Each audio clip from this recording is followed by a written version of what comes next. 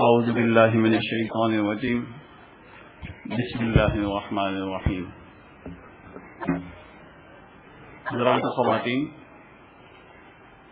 آج اتوار 10 اکتوبر ہے، 11:30 بجے کا وقت ہے.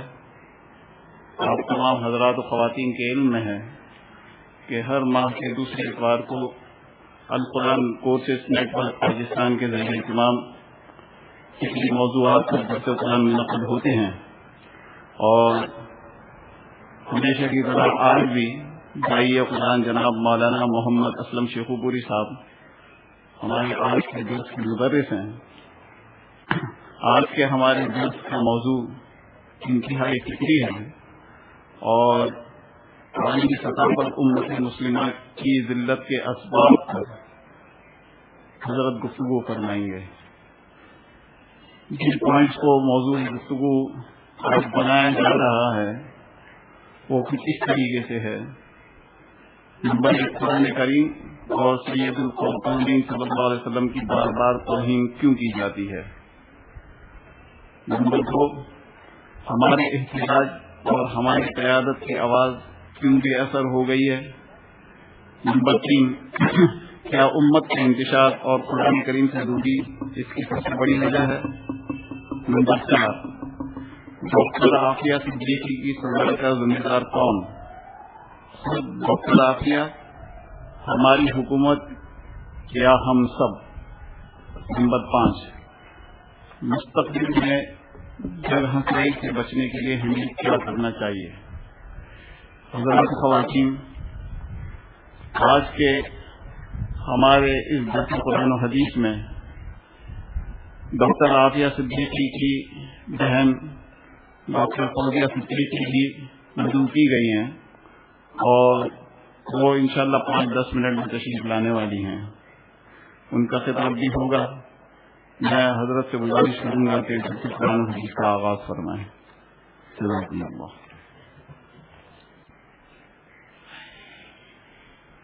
الحمد للہ وحدہ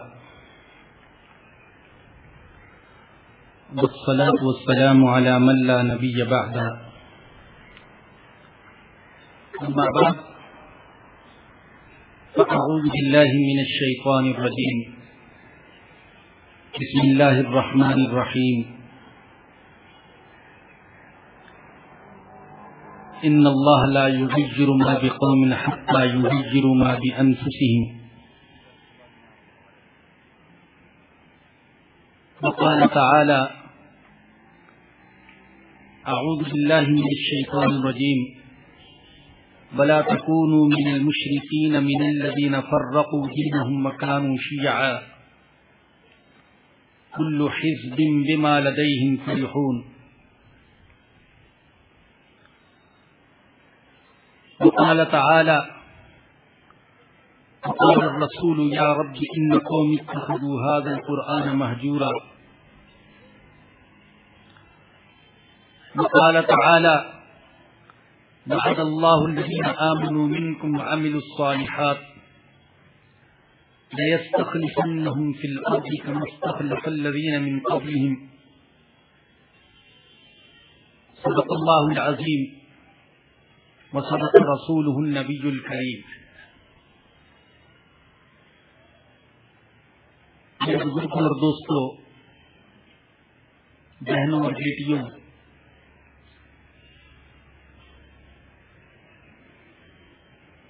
جیسا کہ آپ کو بتا دیا گیا، ہمارے آج کے ماہانہ درس قرآن کا موضوع ہے عالمی سطح پر امت مسلمہ کی ذلت کے اسباب.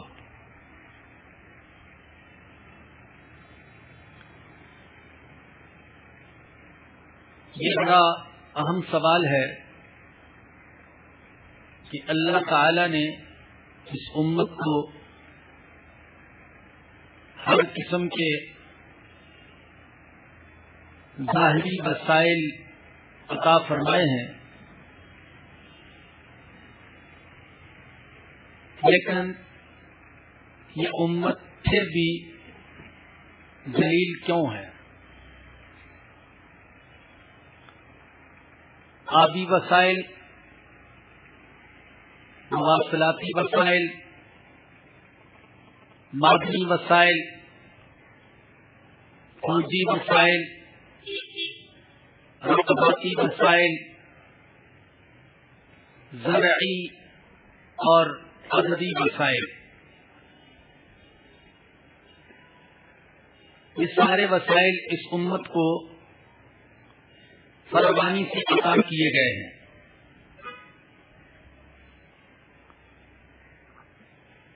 آبی وسائل کو دیکھیں، دنیا کے مشہور دریا، مشہور ساحل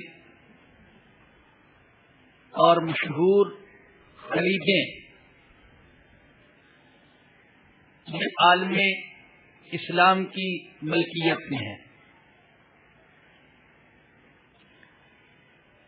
دریائے نیل ہو یا دجلہ و فرات، دریائے سندھ ہو یا بحر ابیض، بحر احمر ہو یا بحر عرب، بحر اسود ہو یا بحر چین، ان سب کا کلی یا جزئی تعلق عالم اسلام سے ہے، اور جو اہم ترین خلیجیں ہیں یعنی خلیج فارس، بحر سوئز، خلیج عدن اور خلیج بنگال، یہ بھی عالم اسلام کی ملکیت میں ہے۔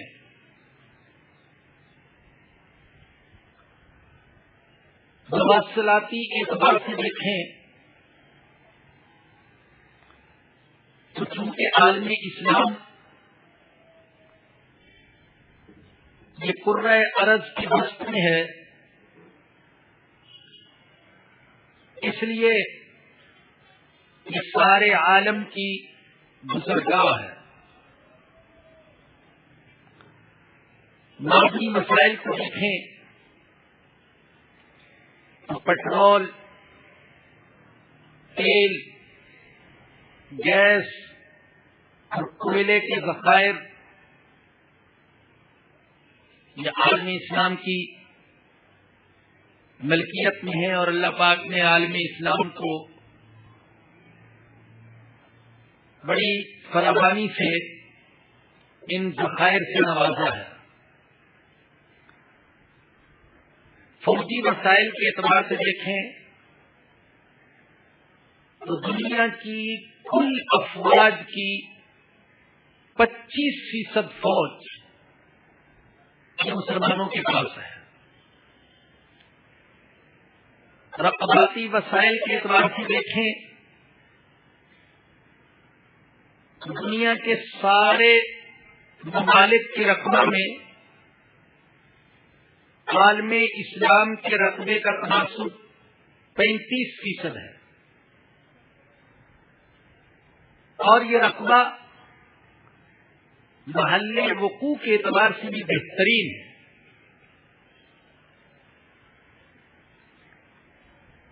آپ صرف اپنی مرکزی عبادت گاہ بیت اللہ ہی کو دیکھ لیجئے کہ بیت اللہ یہ سارے عالم کے، ساری زمین کے وسط اور سینٹر میں واقع ہے، اسی لیے اسے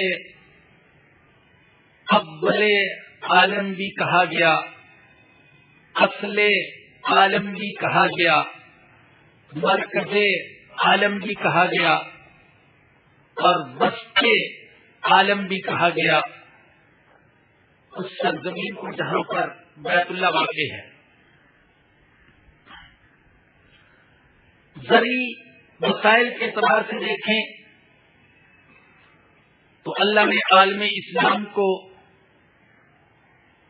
قابل کاشت زمین اتنی زیادہ عطا فرمائی ہے کہ اگر اس ساری زمین کو مسلمان آباد کرنے میں اور اس سے فائدہ اٹھانے میں کامیاب ہو جائیں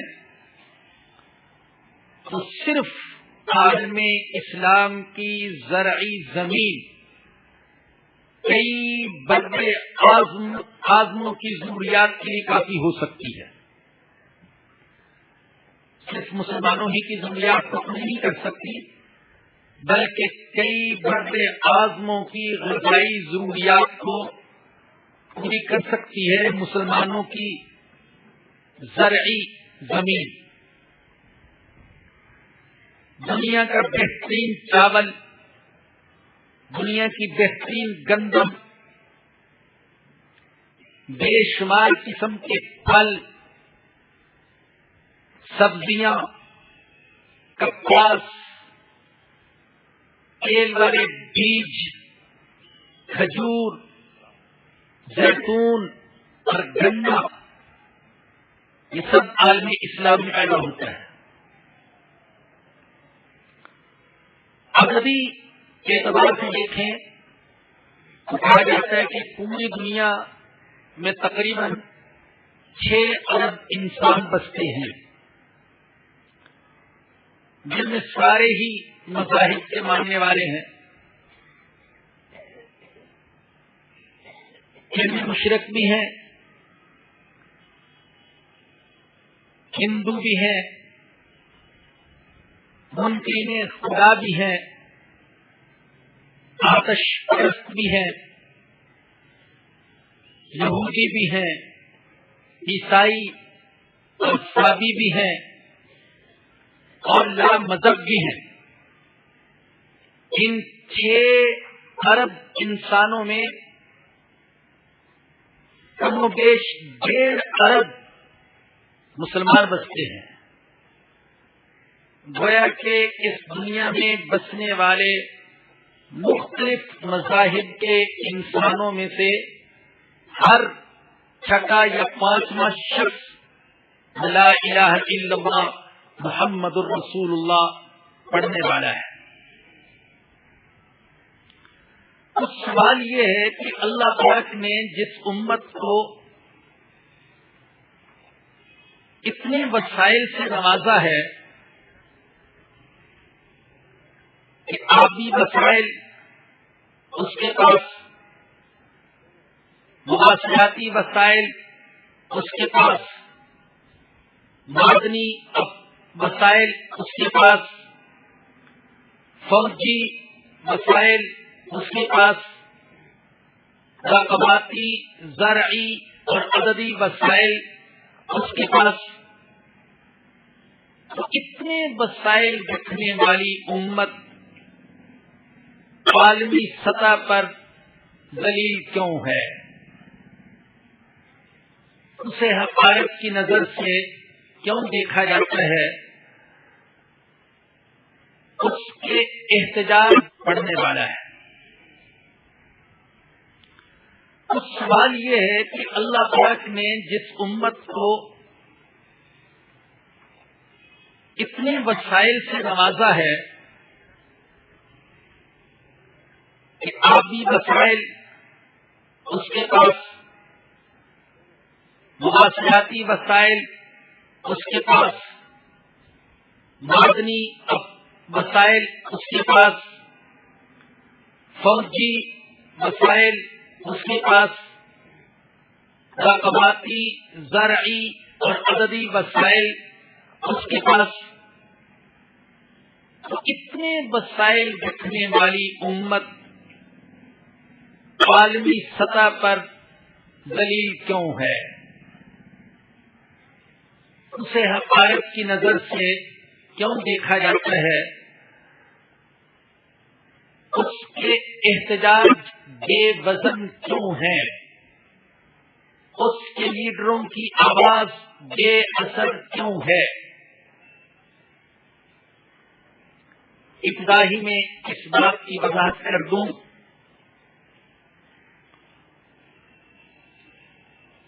کہ یہ جو امت مسلمہ ہے، اس کا مزاج، اس کی ترکیب، اس کی ساخت، اس کی خصوصیات کچھ اور ہیں،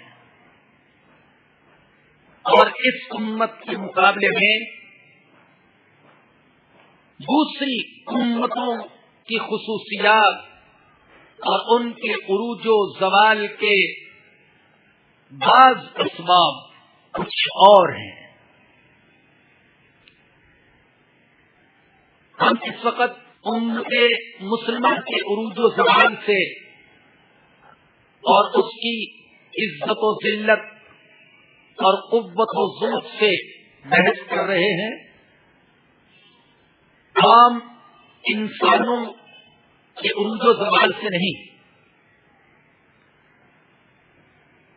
جو میرا ناقص کا مطالعہ ہے اس کی روشنی میں میں اس نتیجے پر پہنچا کہ عالمی سطح پر امت مسلمہ کی ذلت کے بڑے بڑے اسباب وہ 5 ہیں۔ پہلا سبب حقیقت ایمان سے محرومی ہے، ایمان کی حقیقت سے محرومی۔ کہنے کو تو ہم دنیا میں 1.5 ارب ہیں کم بیش، لیکن ایسے لوگ جن کو واقعی ایمان کی حقیقت نصیب ہے وہ بہت کم ہیں۔ اور یاد رکھیے کہ کسی فرد، معاشرے، حکومت، ملک اور قوم کی طاقت کے کچھ داخلی اسباب ہوتے ہیں اور کچھ خارجی اسباب۔ مثلا خارجی اسباب میں کسی کی طاقت کا سبب اس کی قوم ہے، اس کا قبیلہ ہے، اس کا فرقہ ہے، فوج ہے، اسلحہ ہے، مال و دولت ہے، اقتدار ہے، یہ سارے خارجی اسباب ہیں۔ داخلی اسباب میں سے کسی کی قوت کا سب سے مؤثر سبب وہ یہ ہے کہ انسان سچائی پر ہو۔ جو انسان سچائی پر ہوتا ہے اس کا نظریہ سچا ہے، اس کا مشن سچا ہے، وہ خود سچا ہے، اس کی نیت سچی ہے، وہ سچائی کے لیے جیتا ہے، وہ سچائی کے لیے مرتا ہے، وہ سچائی کے لیے لڑتا ہے، وہ سچائی کے لیے محبت کرتا ہے، وہ سچائی کے لیے نفرت کرتا ہے۔ تو یہ سچائی کا تعلق انسان کے اندر قوت اور طاقت پیدا کر دیتا ہے، اور اس کائنات کی سب سے بڑی سچائی وہ ایمان ہے۔ جسے ایمان کی حقیقت نصیب ہوگی، وہ فرد ہو یا جماعت، اسے اللہ پاک ایک قوت و طاقت عطا فرما دیتے ہیں۔ اور میں لفظی ایمان کی بات نہیں کر رہا، میں رسمی اور خانہ پوری والے اور رجسٹر والے ایمان کی بات نہیں کر رہا، میں حقیقی ایمان کی بات کر رہا ہوں۔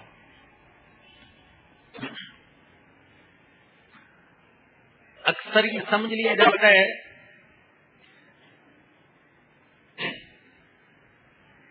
ایسے لوگوں کو بھی اپنے آپ کو مسلمان کہتے ہوئے دیکھا جن کو کلمہ تک نہیں آتا، کلمہ نہیں آتا۔ زیادہ سے زیادہ تو ہم یہ کہتے ہیں کہ مسلمان کو جو کلمہ پڑھتا ہے، لیکن میں نے خود ایسے مسلمان دیکھے جو کہتے ہیں ہم مسلمان ہیں اور نام بھی ان کا مسلمانوں والا ہے، عبداللہ ہے، عبد الرحمان ہے، محمد ہے، محمود ہے، حامد ہے، احمد ہے، عبد الکریم ہے، عبد الستار ہے، اللہ بخش ہے، اللہ دیتا ہے، اللہ بچائے ہے، لیکن انہیں کلمہ نہیں آتا، نماز نہیں آتی۔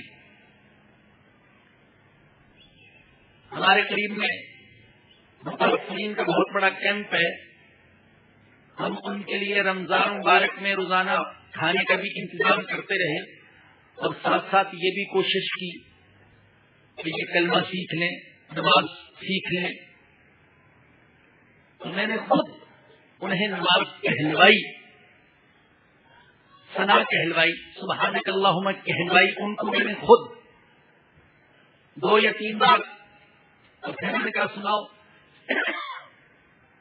یقین جانے ان میں سے کئی تھے جو سبحانک اللہم بھی نہیں سنا سکے، کیونکہ سبحانک اللہم خدا یعنی صرف سبحانک اللہم کا لفظ بھی وہ نہیں سنا سکے، سبحان اللہ کا لفظ کہہ دیا انہوں نے۔ اور اس طرح تو بہت سے ہندو بھی کہہ لیتے ہیں۔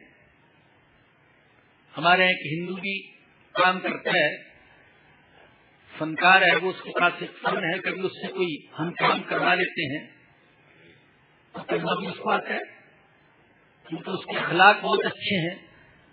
تو میرے دل میں آیا کہ یہ مسلمان ہو جائے، میں نے کہا کلمہ پڑھ لے، اس نے کہا لا الہ الا اللہ محمد رسول اللہ، پڑھ لی، کلمہ سنا دیا۔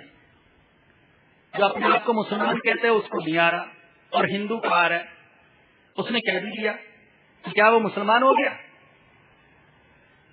تو بھائیو، صرف زبان سے کلمہ پڑھنے سے یا دعویٰ کرنے سے کوئی مسلمان نہیں ہوتا۔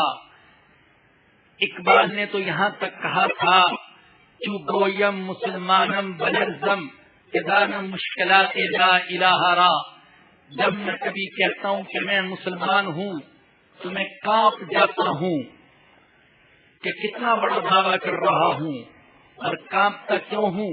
اس لیے کہ میں لا الہ الا اللہ کی مشکلات کو، لا الہ الا اللہ کی قربانیوں کو اور لا الہ الا اللہ کے تقاضوں کو جانتا ہوں۔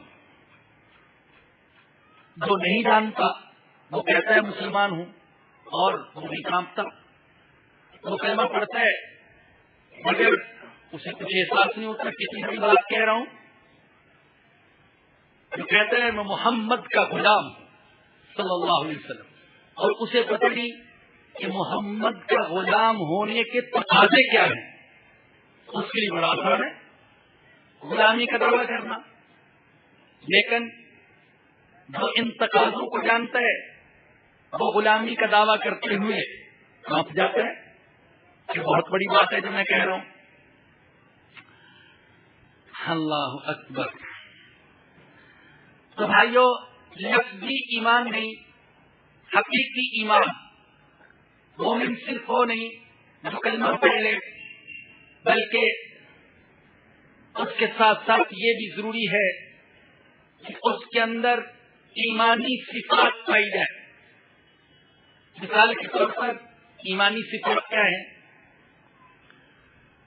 میں وہ صفات بیان کر رہا ہوں جو خود نبی اکرم صلی اللہ علیہ وسلم نے بیان فرمائی۔ فرمایا کہ مومن نہیں ہو سکتا جب تک کہ کسی کو اللہ اور اس کے رسول سے سب سے زیادہ محبت نہ ہو،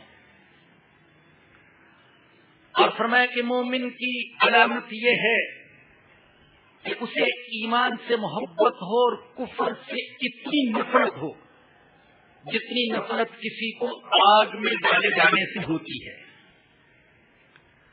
اور فرمایا کہ مومن وہ ہے جس کی محبت اور دشمنی صرف اللہ کے لیے ہو، اور فرمایا کہ مومن وہ ہے جو دوسرے مومن سے محبت رکھتا ہو۔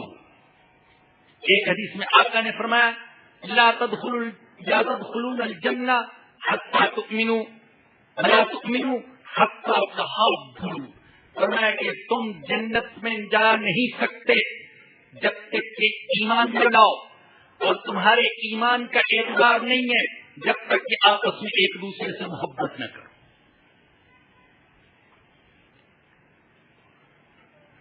اسی طریقے سے آقا نے فرمایا کہ مومن وہ ہے جس کی ذات سے کسی کو تکلیف نہ پہنچے. آقا نے فرمایا مومن وہ ہے جو کبھی جھوٹ نہ بولے. ایسے صفوان بن سلیم رضی اللہ عنہ سے روایت ہے کہ رسول اللہ صلی اللہ علیہ وسلم سے سوال کیا گیا یکون المؤمن جبانا، یا رسول اللہ کیا مومن بزدل ہو سکتا ہے؟ آپ نے فرمایا ہاں ہو سکتا ہے. پھر سوال کیا گیا یکون المؤمن بخیلا، کیا مومن بخیل ہو سکتا ہے؟ فرمایا ہاں بخیل بھی ہو سکتا ہے. پھر سوال کیا گیا یکون المؤمن کذابا، کیا مومن جھوٹا ہو سکتا ہے؟ آقا نے فرمایا نہیں، مومن جھوٹا نہیں ہو سکتا. اللہ اکبر. خدا کی قسم آج کے معاشرے میں سچے مومن کو خرد بین لگا کر تلاش کرنا پڑتا ہے کوئی سچا مومن؟ میں بھی اسی معاشرے میں رہتا ہوں، لوگوں سے واسطہ پڑتا ہے. یقین کریں تلاش کرنا پڑتا ہے کہ کوئی ہے جو واقعی سچ بولنے والا. جھوٹ ہر طرف جھوٹ.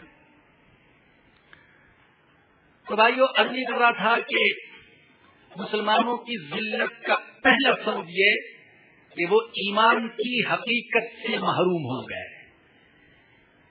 ایمان کے الفاظ تو رہ گئے، ایمان کی حقیقت نہ رہی. ظاہر تو رہ گیا، باطن نہ رہا. ایمانی صفات سے محروم ہو گئے. جس کے اندر ایمان آ جائے اس کے اندر طاقت آ جاتی ہے. مصر کے جادوگروں کو دیکھیں، اللہ اکبر، چند گھنٹوں کے مومن ہیں، چند گھنٹوں کے مومن. صبح آئے تھے موسیٰ علیہ السلام سے مقابلہ کرنے کے لیے، اور اللہ نے شام کا سورج غروب ہونے سے پہلے ان کو ایمان قبول کرنے کی توفیق دے دی. وہی فرعون جس کے سامنے جھکتے تھے، جس سے مانگتے تھے، جس سے لالچ رکھتے تھے، وہ دھمکیاں دے رہا ہے، سولی پر لٹکا دوں گا، ہاتھ کاٹ دوں گا، پاؤں کاٹ دوں گا. کہتے ہیں کر لو، لن نؤثرک علی ما جاءنا من البینات والذی فطرنا. اب واضح دلائل کے مقابلے میں تجھے ترجیح نہیں دے سکتے، اور اللہ کے مقابلے میں تجھے ترجیح نہیں دے سکتے.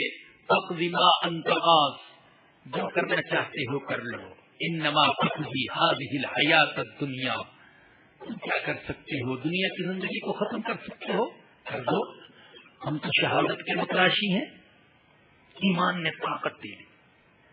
حضرت فاطمہ بنت خطاب عمر بن خطاب کی بہن، عمر بن خطاب سرخ آنکھوں سے دیکھتے، بہن کا سر جھک جاتا، لیکن جب ایمان قبول کر لیا عمر بن خطاب مار رہے ہیں، اور بہن نے کہہ دیا عمر جو چاہتے ہو کر لو، اب کلمہ پڑھ لیا ہے، اب محمد کا دامن نہیں چھوڑ سکتی.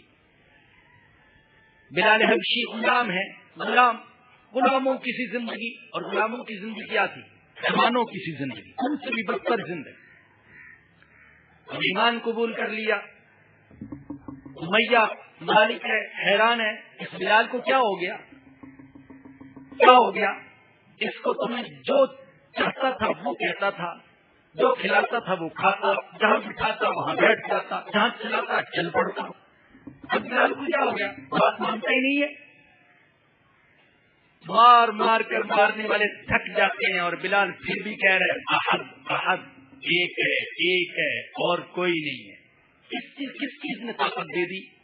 ایمان نے طاقت دے دی. صحابہ کرام کو کس چیز نے طاقت دی تھی؟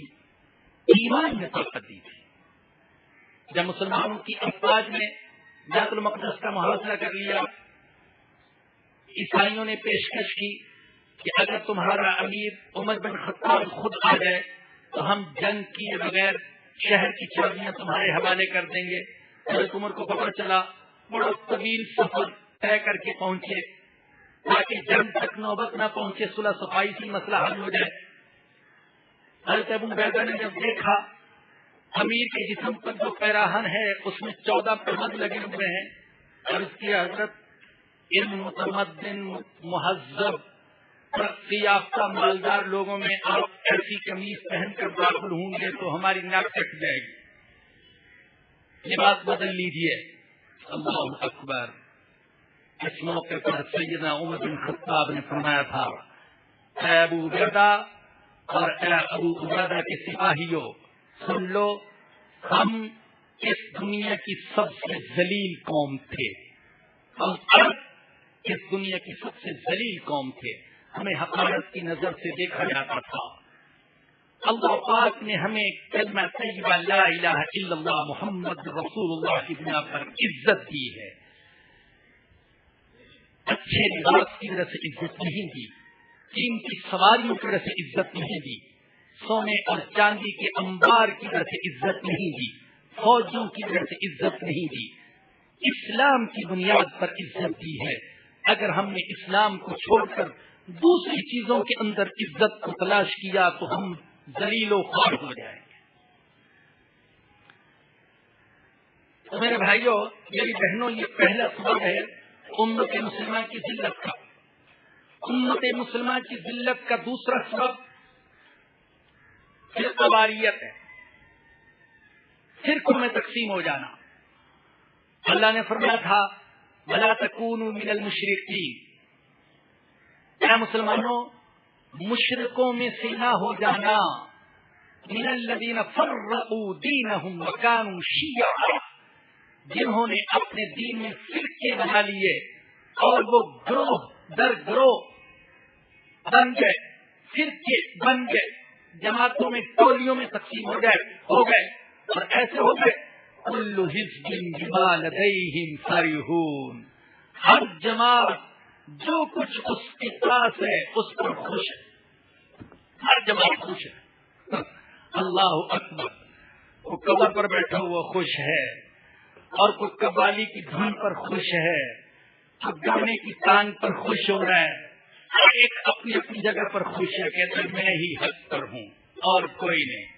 قسمیں کھا کھا کر کہہ رہے ہیں اللہ کی قسم میرے علاوہ، میرے فرقے کے علاوہ جنت میں کوئی نہیں جائے گا۔ اللہ اکبر۔ ایسے لوگ کہہ رہے ہیں کہ ہم کتاب و سنت کی روشنی میں ان کا جائزہ لیں، ان میں بظاہر جنت میں جانے والا کوئی ایک عمل بھی نظر نہیں آتا، ان کہتا صرف ہم جنتی ہیں اور کوئی نہیں، سب لوگ۔ تو اللہ نے منع فرمایا تھا فرقوں میں تقسیم نہ ہو جانا، امت رہنا، امت۔ اللہ کے نبی نے فرقے نہیں بنائے تھے، اللہ کے نبی نے امت بنائی تھی اور بڑی محنت سے بنائی امت۔ اللہ اکبر۔ اپنی زندگی کے کئی سال لگا دیے امت بنانے میں، پتھر کھائے امت بنانے کے لیے، گالیاں سنی امت بنانے کے لیے، دعائیں کی امت بنانے کے لیے، ایک ایک کو پکڑ کر سمجھایا امت بنانے کے لیے، اور جب امت بن گئی تو حضور بڑے خوش تھے۔ زندگی کی آخری شب جب آپ اپنے حجرے میں تھے اور نبی نے امت نماز پڑھ رہی تھی، پھر کبھی امت نماز پڑھ رہی تھی اور حضور نے امت کو دیکھا، زندگی کی آخری شب تھی، سخت بیماری، لیکن حدیث میں آتا ہے کہ جب اپنی بنائی ہوئی امت کو دیکھا تو آپ کے چہرے انور پر مسکراہٹ پھیل گئی، اور حضرت انس رضی اللہ عنہ فرماتے ہیں اس وقت حضور کا چہرہ ایسا لگ رہا تھا جیسے قرآن کریم کا مقدس ورق ہوتا ہے۔ کیا غضب کی تشبیہ دی ہے، بیماری تھی تو سردی میں تشبیہ، اور تقدس تھا تو قرآن کے تقدس سے تشبیہ دی، اور نور تھا تو قرآن کے نور سے تشبیہ دی۔ صحابہ کی شان اللہ نے یہ بیان فرمائی اشداء علی الکفار رحماء فیما بینہم، کافروں کے مقابلے میں سخت، آپس میں بڑے مہربان، آج ہمارا حال یہ کہ کافروں کے لیے بڑے نرم اور آپس میں ایک دوسرے کے لیے بڑے سخت. ایسا تقسیم کیا مسلمانوں کو کہ تقسیم در تقسیم، کہیں علاقائی طور پر تقسیم کر دیا. یہ سعودی ہے اور یہ عراقی، یہ مصری ہے اور یہ شامی، یہ فلسطینی ہے اور یہ کشمیری، یہ ہندی ہے اور یہ چینی. علاقائی طور سے تقسیم کیا. عراقی پٹ رہے ہیں، سعودی مطمئن ہے کہ اللہ کا شکر اللہ نے ہمیں بچا لیا. افغانی پٹ رہے ہیں، سارا عالم اسلام اللہ کا شکر ادا کر رہا ہے، اللہ تیرا شکر ہے افغانی مارے جا رہے ہیں، ہم تو بچے ہوئے، اللہ کا بڑا کرم ہے ہم تو بچ گئے. کشمیری مارے جا رہے ہیں، باقی سارا عالم اسلام مطمئن، کشمیری مر رہے ہیں ہم تو نہیں. یعنی الفاظ یہ نہیں کہ مسلمان مارا جا رہا ہے، الفاظ یہ ہیں عراقی مارا جا رہا ہے، افغانی مارا جا رہا ہے، کشمیری مارا جا رہا ہے، ہندی مارا جا رہا ہے. ہم تو اللہ کا شکر ہے، اللہ کا شکر ہے ہمیں اللہ پاک نے بچا لیا. جبکہ کہنے والے نے کہا کہ اس وقت تک تمہارا ایمان کامل نہیں ہو سکتا جب تک کہ تمہاری کیفیت یہ نہ ہو کہ اگر تم مشرق کے آخری کونے میں بستے ہو اور مغرب کے آخری کونے میں بسنے والے مسلمان کے سینے پر خنجر چلے تو تم یہ نہ سمجھو کہ یہ خنجر میرے سینے پر چل رہا ہے. اس وقت تک ایمان کامل نہیں ہو سکتا. لیکن ہمارا ایمان تو کامل ہے، پھر بھی کامل ہے، ہمیں احساس ہی نہیں، درد نہیں. علاقائی اعتبار سے ہمیں تقسیم کر دیا، پھر مذہبی اعتبار سے، نظریاتی اعتبار سے تقسیم کر دیا، نظریاتی اعتبار سے تقسیم کر دیا، نظریاتی اعتبار سے تقسیم کر دیا، نظریاتی اعتبار سے تقسیم کر دیا، نظریاتی اعتبار سے